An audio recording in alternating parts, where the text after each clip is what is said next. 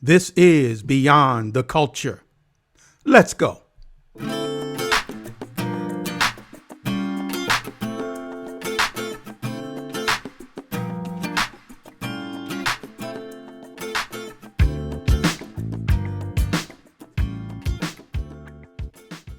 I'm so excited that you took the time to join us on the next episode of Beyond the Culture. This is the show where we embrace change and challenge cultural norms and ideals. I'm your host, Dr. David Walker. Today, for the very first time, we are going international. We are going to Amsterdam, the capital city of Netherlands, to talk to my guests. My guest today is Mary Wanjiku Gichuhi, and she is a person that we have to talk to today. Mary is an international motivational speaker. She is a Ph.D. candidate. Mary is the best-selling author with 6 help books. And as a matter of fact, as of this morning, she posted 2 brand new books. So she's up to 8 books. Mary was awarded the Best Motivational Speaker of the Year in Europe in the year 2019. And I believe that Mary's number one honor is that she is the loving mother of her son, Jonathan. So I want you to welcome my guest today, Mary Wanjiku Gichuhi. Welcome to the show, Mary. Thank you so much. It's an honor and a privilege to be in your show today. Let's get to it. Yeah. So I am so excited to have you on the show today.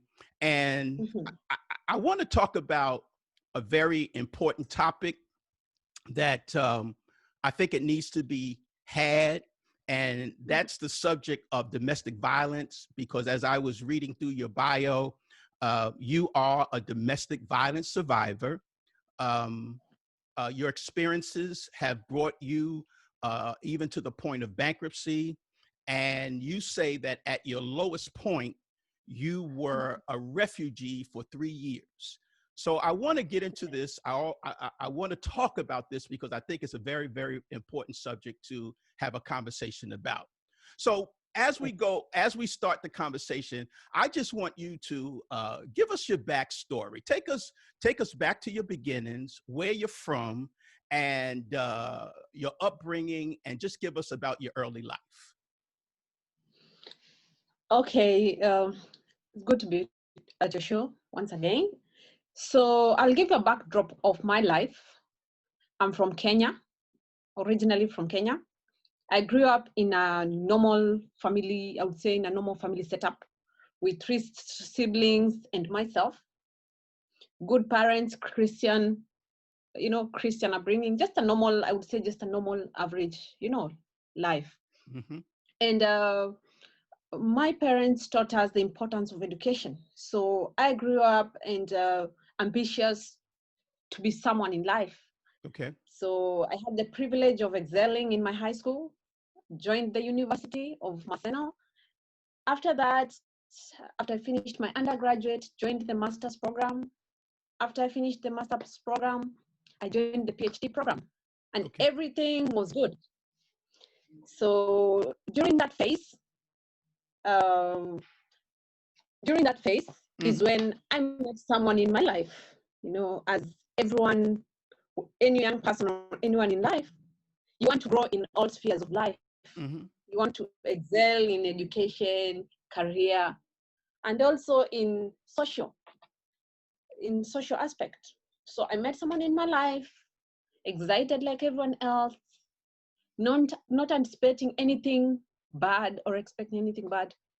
But in the process of me pursuing my education and having this person in life, things didn't go as planned. And I would say for 2 years, I was actually stuck in a dysfunctional, toxic, and very abusive relationship. Mm-hmm. I know when I say that, the question I would always get is, how would you be in a relationship for 2 years with someone you're educated? But this is the thing, the issue about domestic violence can affect anybody, Mm-hmm. irrespective of your education level, your social standing, how much you have in your bank account. It does not matter. It does not choose. So I found myself there, and it was very difficult for me to actually confide in anybody. And why? It is because I was doing, yes, my doctorate studies, but on the side, I had an organization that was dealing with mental health. And this organization, I was very vocal, so I was in almost all the media houses. I was known. To some extent, I was a bit known, I would say that. And it was, I would say, a shame to put my, my struggles out there, yet people are looking up to me. Mm-hmm. So for these 2 years, I kept quiet, tried to make things work, but it got to a point that it was not safe for me or my life. And unfortunately, at that point, I was already pregnant with my son. But after one statistical beating, I made a decision that enough was enough. And I left. And after leaving, I didn't know where to start. I didn't know if I should leave and run to somewhere in Kenya. Mm-hmm. But the guy was a known guy. He had good connections. So there's no way, it was not safe for me to actually be in Kenya. So I just left, and I just wanted to be safe. And that's what resulted me to leaving my country. Yeah. Yeah. Um, I'm glad you went to that particular part of the story. I want to ask you this because you started talking about your personal story, and I want to give you a quote that I came across as I was reading through your work and your bio, because you used the word safe. You wanted to be Yes. safe, and I found this quote where you said, "All I wanted was to be safe." And I believe that fleeing Kenya was the first step to me being safe. Tell us Yes. about how you were feeling at that time, that story of not feeling safe, and you just had to leave Kenya. Just go into that just a little bit more deeper. Yes. Number one, during that phase, I would say during the time I was in that relationship, I was a very depressed person. Mm-hmm. I battled depression during that time because, some of these things you keep to yourself, you suffer inside yourself.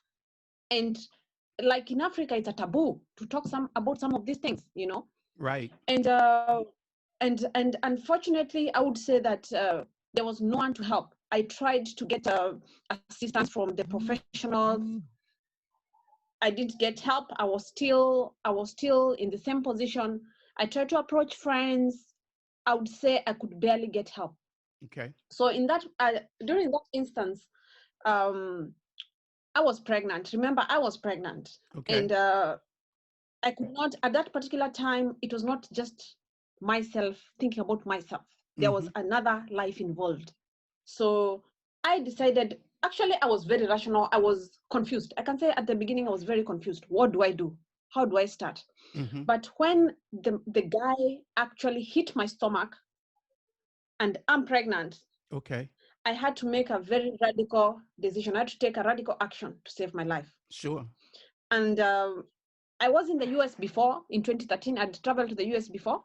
Mm-hmm. And I wanted to go and, get safety in my family. But I think I would say that was not the plan of God. Okay. Because when I got to Amsterdam, I was very sick. And that's how my life started here. Yes. Wow. And I Yes. mean that is that's really something that we should take note of. So let me ask you this, because I also came across another quote that you made, because you were involved with helping other women through their issues, through Yes. their challenges with domestic violence.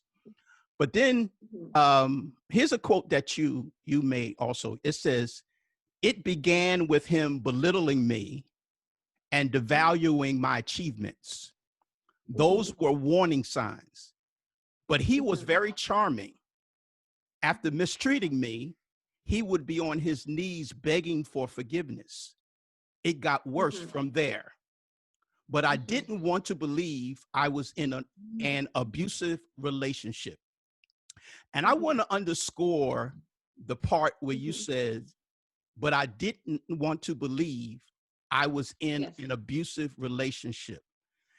I underscore that because, as I said, you were helping other women, but you also were in an abusive relationship, but you didn't want to believe it. So the question is, would you say that this is a common feeling among women who are in abusive relationship?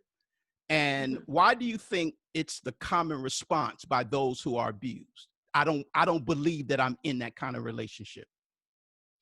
Yeah, good question. You know, one thing, when we all get into relationships, we are hoping for the best. Right. We're in love. We invest. You know, being with someone for 2 years, you invest your feelings, you invest resources, you invest a lot of things. And I did that. Okay. And the last thing that I would have wanted, you know, to happen to me was breaking out of this relationship, because it would mean losing everything I'd already invested on. Sure. And this was somebody I loved. This was not just some I would say some domestic agreement. No, this is somebody I was in love with. Okay. And this is somebody who had actually engaged me, someone we had started a family with. We had introduced each other to the family. So there's a lot of investments you've already done when you're inside there. And also, I would add on the same that in Africa, it's more of a taboo. So as much as I'm helping people, it would, if I would go and tell them, hey, you guys, you know what, I'm getting abused at home, I mean, that would mean people would lose faith in the help I was giving them. So I was battling two things. One is to come out clear and seek for help. And on the other side, to see if I can continue helping the women, you know. I would say it was mixed. I had mixed emotions and mixed, how can I put it? Like, I had mixed emotions, and also I was kind of confused, because it is me against the world. Right. You know. So at that particular, for 2 years, I was okay. I was like, yeah, I can handle this thing. This guy can get better. But after that, I saw, wow, I'm going to die. And I decided it's not about people anymore. It's not about people anymore. It's not about what people think or what the society will say. It's about my life. And I had to make a very, you know, a very serious decision, which I did. And I'm actually very glad that I did. Okay. Because I mean, since I left my country, so many of my friends have been able, in this position that I was after, to being able to reinvent my life, I've been able to help more people than the ones that I was helping. Okay. You know, so things sometimes happen not as we plan, but they all happen for good. Yeah. When it comes to domestic violence, sometimes people are very insensitive. They don't know what to say. They don't know what to ask. And sometimes here's some things that they say to a person who they know is in a domestic violence situation. They say, you know, why don't they just leave? Yes. Or similarly, why did you stay so long? The question is there an answer to this question? Okay, this is the way I would put it. The issue about domestic violence and the issue of mental health, there's a very small line that divides them. Most people in abusive relationship are actually battling depression or some form of mental illness, because it's not something that they've just woken up. Right. So it's not the same way we would say that you cannot snap out of mental illness, is the same way you cannot snap out of being in an abusive relationship. Right. So being insensitive, coming from a point of not understanding, is a very sorry way of approaching things. Okay. Because unless you're in that situation, you may not actually understand. Right. Right. You know, right. because before you take that step, you cannot just wake up in the morning and take a radical step without thinking and strategizing. Because sometimes you might actually lose your life if you don't strategize living an abusive relationship. Right. You know. Yeah. So it's not. I would tell maybe the people who would be throwing arrows to people in abusive relationship that actually these people need your help more than Okay. your criticism. Mm-hmm. Yes. Yes. Absolutely. Mm-hmm. And so it sounds like Mm-hmm. there are other factors as to why Mm-hmm. women and maybe even men stay in a relationship even though they know it's abusive. Yes. They stay longer than other people think that they should because of, Mm-hmm. you said sometimes it's a mental health issue Mm-hmm. that needs to be considered. So Yes. because of your experiences, Mm-hmm. you've decided to write. Yes. And the question that I have for you, you wrote books. So I would ask, would you say that your experiences inspired your writing? Mm-hmm. Yes, for sure. I did not ever dream or look at myself as an author. Mm-hmm. As much as I was a research student at the university, writing was not one of the key things I wanted to do at any one part and at any one part of my life. But I would Mm-hmm. say that it came by chance. It came by chance. There's one quote that says, "Whatever you go through in life is a down payment to your destiny." Mm-hmm. So whatever we go through, it actually directs where you are headed. I might have gone through domestic violence, through depression, all these things, but all these things were taking me somewhere. Mm-hmm. They were taking me somewhere. Okay. And when I came here, let me put it like this: when I came here, I started sharing my story as a way to heal, as a way of healing. Okay. I actually shared my story to universities, to corporates, to churches, and most of the people are telling me, "Wow, you have a moving story. Why can't you put it into writing?" Okay. And that's when I decided, wow, yeah, if I can write, then and it can, help more people, why Sure. not? Sure. And that's how I started writing. Yes. So you wrote a book, and as I was preparing for this interview today, it came across Facebook this morning, and I'm in the States, so it's morning. I know over there it's afternoon where you are. Again, Yes. two additional books came out for you, Yes. but I wanted Yes. to focus on the book that you wrote. It's Mm-hmm. called From Refugee to Living Free. Yes.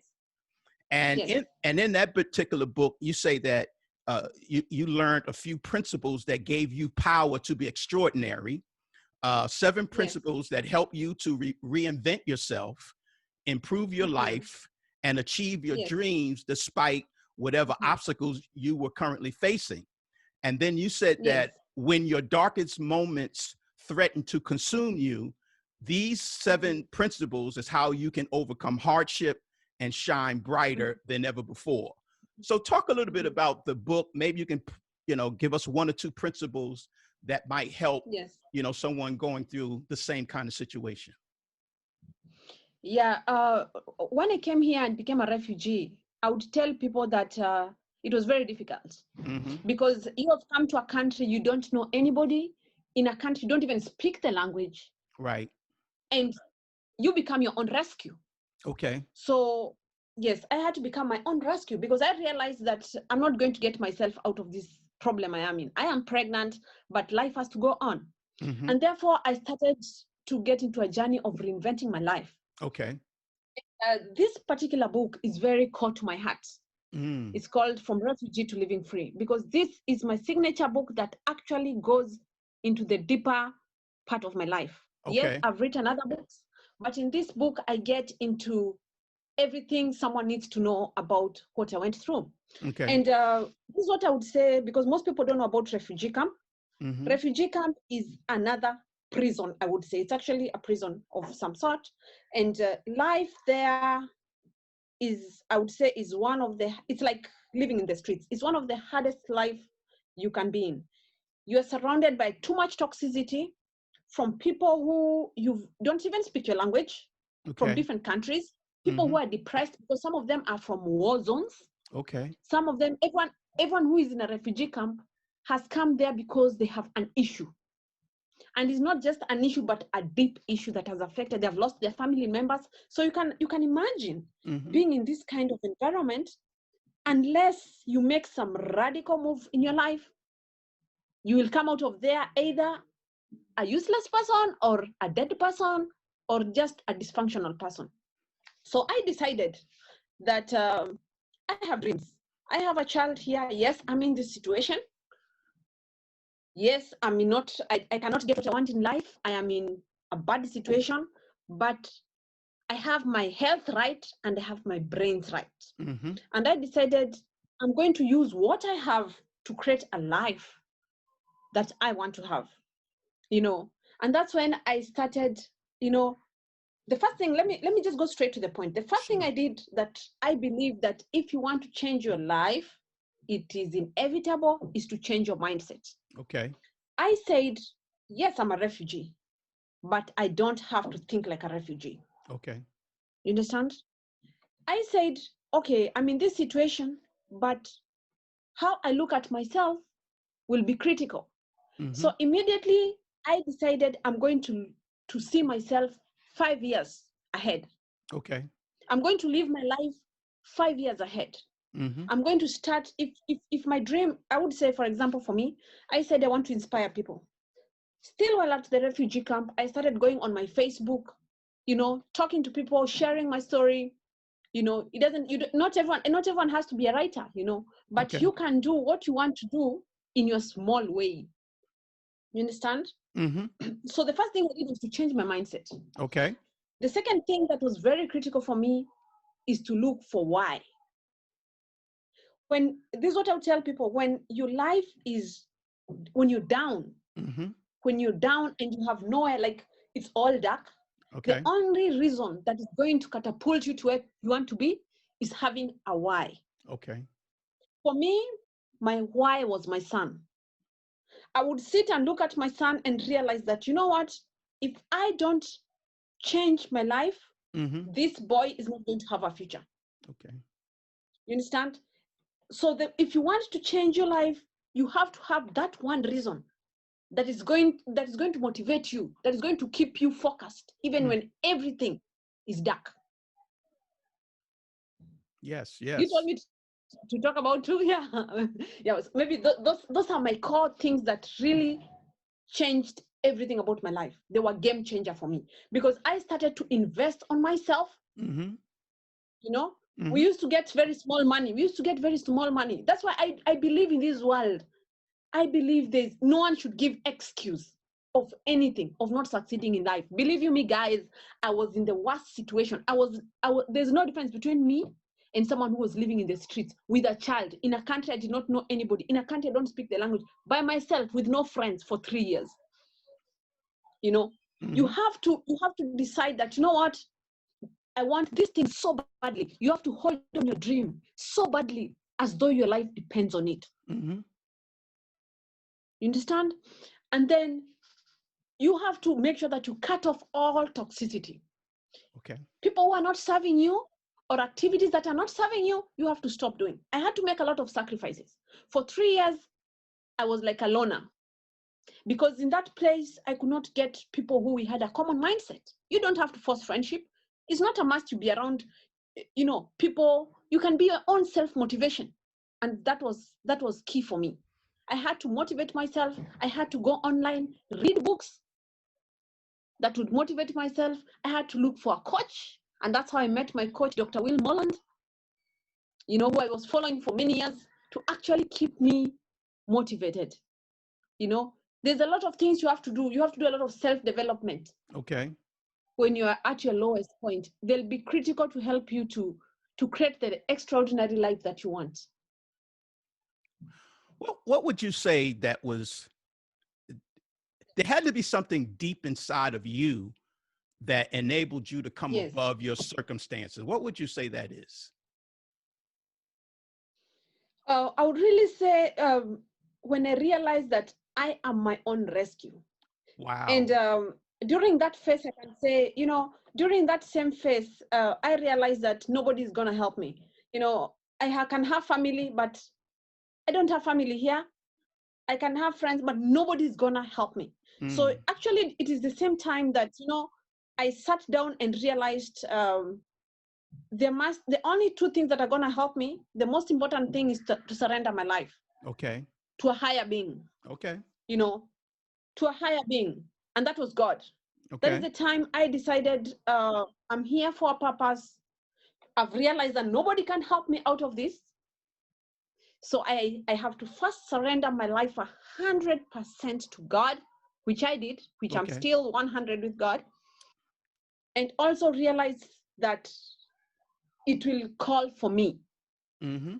So two things: seek the guidance of the Holy Spirit and me. Mm-hmm. Position myself. I had to position myself to receive from the Holy Spirit for guidance to write my books. Because actually, I can tell you, Dr. Walker, many people ask me, how are you able to write all these books? Mm-hmm.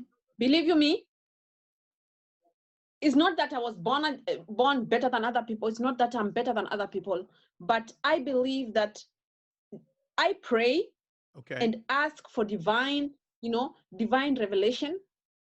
And that has played the most critical part in me being able to write the books. It's just the guidance of the Holy Spirit. Mm. Really. Mm. Yes. Yes. Yes. Absolutely. And there's nothing like a relationship with God. And I believe that there are many Oh, yes. people who have come through Mm-hmm. tragedy, would say the same thing, how Mm-hmm. much of a foundation their relationship with God is. As we begin Mm-hmm. to draw this conversation to a close, I'd Mm-hmm. like for you just to share some final thoughts, some thoughts of encouragement for anyone Mm-hmm. who may have gone through a similar, uh, uh, I won't call it necessarily tragedy, but experience that you've Mm-hmm. gone through, um, uh, Yes. to uplift them and encourage them to go forward in spite of whatever it is that you experience. Yeah, this is what I would tell people. It doesn't matter what you've gone through. It doesn't Mm-hmm. matter if it's domestic violence. It doesn't matter if it's a sickness, if it's a loss of a family member. It doesn't matter if it's cancer. It doesn't matter the challenge you might have in life.